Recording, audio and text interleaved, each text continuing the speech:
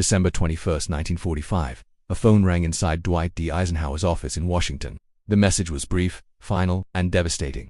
George S. Patton was dead. For 3 years, Eisenhower had lived on a narrow edge. In public, he reprimanded his most controversial general. In private, he relied on him to win battles no one else could. He shielded Patton from politicians, smoothed over his mistakes with allies, and restrained him when his behavior threatened to explode into international crises. Now, that burden was gone.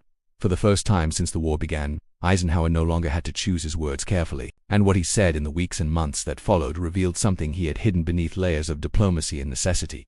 Patton was not merely effective, he was irreplaceable, and losing him felt like losing the most dangerous weapon the war had ever produced. If you want to know what Eisenhower truly believed, when there was no longer a need to be careful, subscribe now. Before there was a supreme commander and a subordinate general, there were 2 young officers who understood each other completely. Camp Meade, 1919. Eisenhower and Patton were captains in the newly created Tank Corps.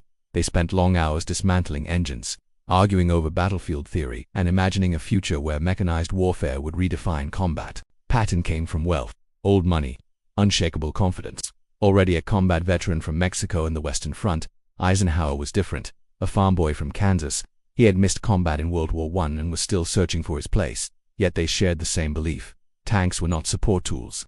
They were the future. Fast, mobile, overwhelming when used correctly. The Army rejected those ideas. Their superiors shut them down. They were warned their careers could be destroyed if they continued. Patton, backed by family fortune, pushed forward anyway. Eisenhower, dependent on his salary, learned restraint. 23 years later, everything had changed. One man commanded the Allied war in Europe. The other was the most feared American general on the battlefield. Their bond remained. Their roles did not. Eisenhower now had to control Patton. He had to channel his aggression, defend him to Roosevelt and Churchill, explain him to Marshall, and decide when to unleash him and when to stop him. Patton hated it. He believed Eisenhower had become overly political, too cautious, too focused on diplomacy instead of destruction. Patton wanted to fight. Eisenhower had to manage an alliance. The tension never disappeared. 2 equals had become something else entirely. One held vision and restraint. The other held raw, unstoppable force. August 1943. Sicily. Patton commanded the 7th Army during the invasion. While visiting field hospitals, he encountered soldiers suffering from what was then called battle fatigue, what we now recognize as PTSD. Patton saw weakness, not trauma. In 2 separate incidents, he struck soldiers, insulted them, and threatened execution. The story spread. Reporters heard. Politicians demanded action. Public outrage followed. Eisenhower faced an impossible decision: remove Patton and lose his most lethal commander, or keep him and risk political disaster. He chose neither extreme. Patton received a formal reprimand. He was ordered to apologize to the soldiers, the doctors, and his army. The punishment was visible enough to calm critics, but not severe enough to end his career. Why? Because Eisenhower was already planning the invasion of France, and he knew something he could never say publicly. He didn't just want Patton, he needed him. Sicily had proven it. Patton moved faster, hit harder, crushed morale more effectively than any other American commander. While Montgomery advanced carefully, Patton raced across the island. The Germans noticed. They feared him. Eisenhower saved Patton, but at a price. He had to justify the decision to Washington. He had to promise Patton would be controlled, that the benefit outweighed the damage. And in private, Eisenhower admitted something else. He did not excuse Patton's actions, but he understood the mindset. War demanded endurance. Patton's method was wrong, but his instinct about discipline was not entirely false.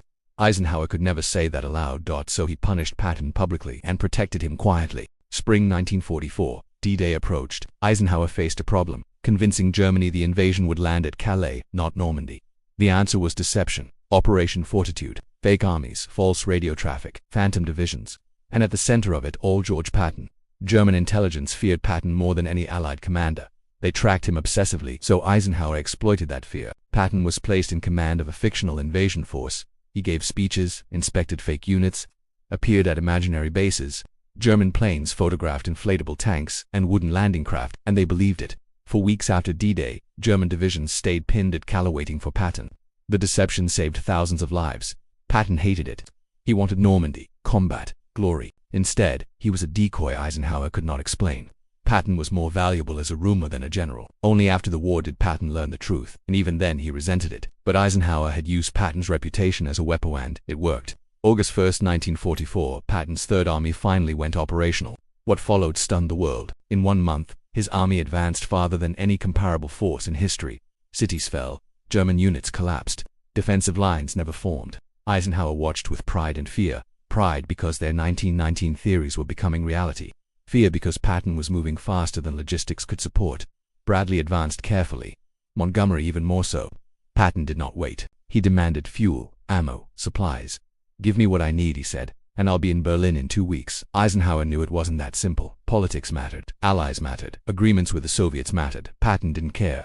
Privately, Eisenhower sometimes agreed with him, but as supreme commander, he had to think beyond speed. He diverted supplies, backed Market Garden, slowed Patton down. Patton was furious. Then came December 16, 1944. The Ardennes Germany struck. The front collapsed. Units were surrounded. Disaster loomed. At Verdun, Eisenhower gathered his commanders. The room was tense. Then Eisenhower turned to Patton. "How long until you can attack?"